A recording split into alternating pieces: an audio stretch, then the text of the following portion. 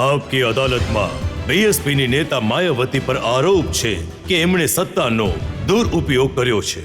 માયાવતીજી, તમારા વિરોધી આરોપ લગાવતા રહે છે કે જ્યારે તમે મુખ્યમંત્રી હતા ત્યારે સત્તાનો પૂરેપૂરો ઉપયોગ તમે તમારા ફાયદા માટે કર્યો. તમે ઉત્તર પ્રદેશની અંદર એ જણાવો કે મેં વ્યક્તિગત લેવલ પર મેં શું ફાયદો ઉઠાવ્યો છે. એક પણ એક્ઝામ્પલ મારી સામે રાખશો તો હું તમારી વાતથી સહેમત થઈ જઈશ. પહેલું એક્ઝામ્પલ તો એ છે કે જ્યારે તમે ટિકિટ આપો છો બહુજન સમાજ પાર્ટીની, તો એ ટિકિટ માટે પૈસા લેવામાં આવે છે. તમે જણાવો, કોઈ એક્ઝામ્પલ તમારી પાસે છે કે કોઈએ આવીને એમ કહ્યું કે તમને કે મેં પૈસા લીધા છે, અને જેણે લીધા તો તમારે આજે એને અહીં અદાલતની સામે રજૂ કરવા જોઈએ? કયું છે? આ જો કહેવા માટે તો ખબર નહીં તમે કઈ વાતો બોલી દો છો. તમારી પાર્ટીના નેતા છે, આ રાશિદ અલ્વીનું નિવેદન છે. જ્યારે રાશિદ અલ્વીને પૈસા લઈને ટિકિટ આપવાની પ્રથા રહી છે. તમે કોની વાત કરી રહ્યા છો? પહેલા તો શ્રી રાશિદ અલ્વીએ પૂછવું જોઈએ કે જ્યારે એણે ગઈ ચૂંટણી બીએસપી થી લડી અને મેમ્બર પાર્લામેન્ટ બનીને આવ્યા, તો જો મેં પૈસા લીધા હતા તો એમણે પહેલા કેમ ના કહ્યું કે મેં આટલા પૈસા લીધા છે? જ્યારે મેં એ વખત એમને ટિકિટ કાપી નાખી અને એમને ટિકિટ ન આપી, એના પછી એમણે મારા પર આરોપ લગાવ્યો. ઉત્તર પ્રદેશની અંદર માયાવતી એકલી એવી નેતા છે જે ઉત્તર પ્રદેશનું જ નથી કહેતી, હું આખા દેશનું કહું છું, જેણે રાજનીતિમાં આવ્યા બાદ ક્યારેય પોતાના મા બાપને, ક્યારેય પોતાના ભાઈ બહેનને, સગા સંબંધીઓને મેં પ્રોત્સાહન નથી આપ્યું. ન કોઈને એમપી બનાવ્યા, ન મેં કોઈને એમએલએ બનાવ્યા, ન મેં કોઈને રાજ્યસભામાં મોકલ્યા, ન કોઈને વિધાન પરિષદમાં મોકલ્યા. હંમેશા બહુજન સમાજના લોકોને મોકલ્યા. મારા જેવો નેતા તમને ઇન્ડિયાની અંદર કોઈ નહીં મળે. જ્યારથી હું રાજનીતિમાં આવી છું, મેં બહુજન સમાજના લોકોને પ્રોત્સાહન આપ્યું. મારા સગા સંબંધીઓને ક્યારે પ્રોત્સાહન નથી આપ્યું. એટલે મારા ઉપર આ વ્યક્તિગત પરિવારવાદનો કે આ રીતનો આરોપ લગાવવો એ ખોટી વાત છે. આ તમારી વાત સાચી છે કે પરિવારવાળાઓને રાજ્યસભા નહીં મોકલ્યા, એમએલએ નહીં બનાવ્યા, ટિકિટ ના આપી, મંત્રી ન બનાવ્યા, પણ પરિવારવાળાની પ્રોપર્ટી વધી ગઈ, એમનું બેંક બેલેન્સ વધી ગયું. શું વાત કરી રહ્યા છો? પરિવારવાળા લોકોને હું મારાથી અલગ રાખું છું. હું મારા પરિવારવાળાઓથી બિલકુલ અલગ જ રહું છું. એ શું કરી રહ્યા છે, શું પ્રોપર્ટી બનાવી રહ્યા છે, એ લોકો જાણે. જ્યાં સુધી મારો સવાલ છે, જે પૂછવું હોય તમે મને પૂછો ને. આ તો સરકારી રેકોર્ડની વાત કહું છું. અરે સરકારી રેકોર્ડ તો આ વાત બિલકુલ ખોટી કહેશે. એ કઈ રીતે?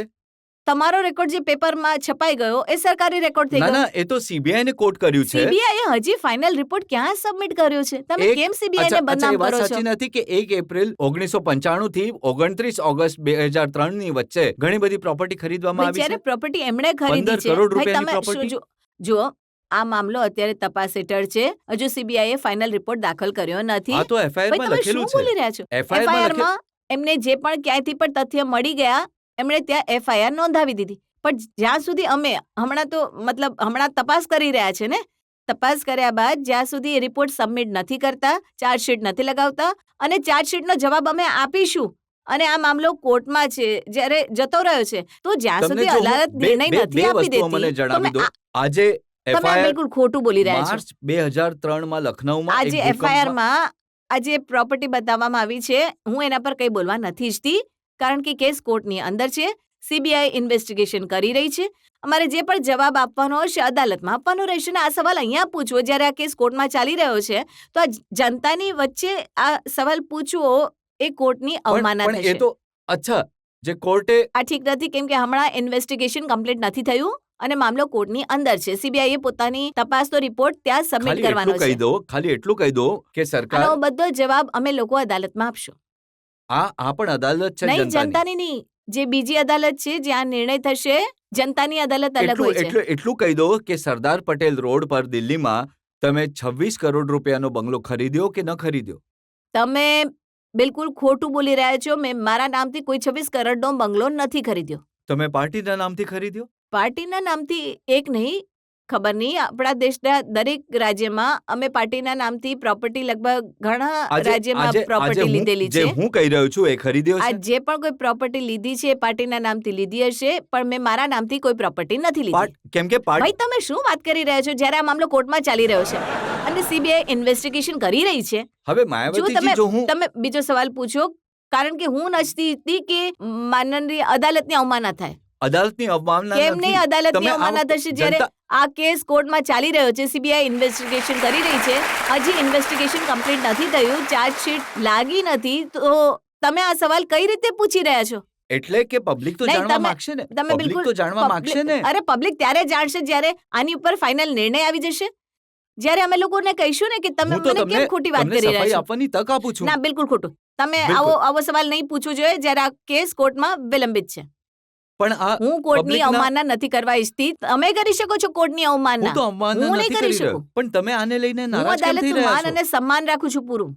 જો મેં આવા સવાલ પૂછી લીધો તો તમે ગુસ્સે કેમ થઈ રહ્યા છો? ગુસ્સામાં એટલે બોલી રહી છું કારણ કે તમે મને એવા સવાલના જવાબ પૂછી રહ્યા છો જેનાથી કોર્ટની અવમાનના થઈ જાય અને કાલે હું કોર્ટ કચેરીમાં ઊભી રહી જાઉં. તમે મને ફસાવા માંગો છો ને? અરે હા? અરે હું ફસાવાવાળી નથી. હું તમને પોતાને ફસાવી દઈશ. હું તો માત્ર એ પૂછું છું કે આટલી પ્રોપર્ટી જે તમે ભાઈ તમને આ બધા જવાબ અમે કોર્ટમાં આપશું. જે ન્યાયપાલિકા છે એમાં આપીશું. તમે જ તો કહી રહ્યા હતા કે સગા સંબંધોને પ્રોત્સાહન નથી આપ્યું. હું કહી રહ્યો રાજનીતિની છું વાત કરી રહી છું. સગા સંબંધીઓના બેંક બેલેન્સ વધી ગયા, એમના ભાઈ નામે હું પ્રોપર્ટી. રાજનીતિની વાત કરી રહી છું. રાજનીતિની વાત કરું છું. હવે ખબર નથી FIR માં તો એ લોકો શું શું લખી દે છે. આના બધા જવાબ અમે માનનીય અદાલતની અંદર આપીશું. અદાલત કેમ કે આ મામલો કોર્ટમાં ચાલી રહ્યો જે છે. અદાલતમાં નથી એ કહી દો.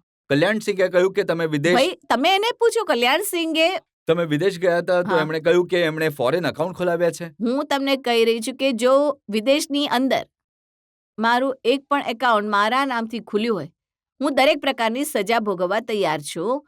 અને જ્યાં દરેક પ્રકારની સજા ભોગવવા તૈયાર છું, શ્રી કલ્યાણસિંહ અને બીજેપી કે એની કંપનીના લોકો એમની પાસે કંઈ છે તો નહીં તથ્ય, ખોટા પ્રકારના આરોપો લગાવે છે. આ જે આરોપો છે બિલકુલ ખોટા છે. મારા નામથી ઇન્ડિયાની બહાર એક પણ અકાઉન્ટ હોય તો તમે મને કહો.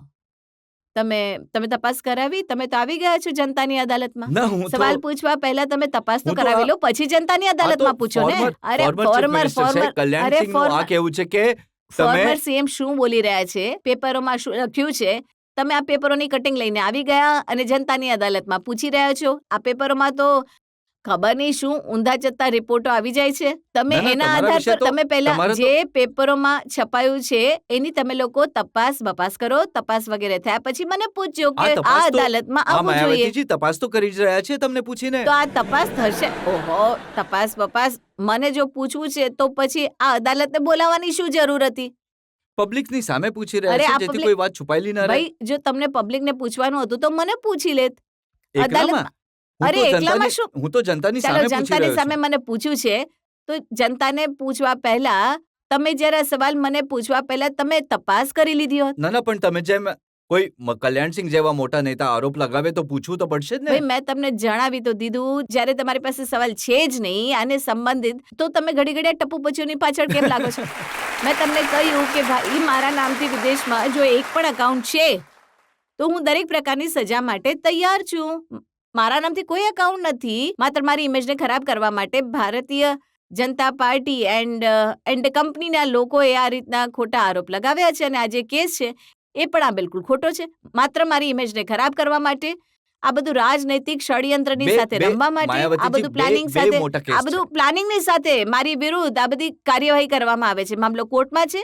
હવે બધા જવાબ હું કોર્ટમાં જ આપીશ. બે મોટા કેસ છે. એક તો તાજ હેરિટેજ ભાઈ નો આખો અને એક કોર્ટમાં મામલો ચાલી રહ્યો છે તો આ જવાબ હું કોર્ટની અંદર આપીશ. હમણાં આનું ઇન્વેસ્ટિગેશન પૂરું નથી થયું એના પહેલા બોલવું ઠીક નથી.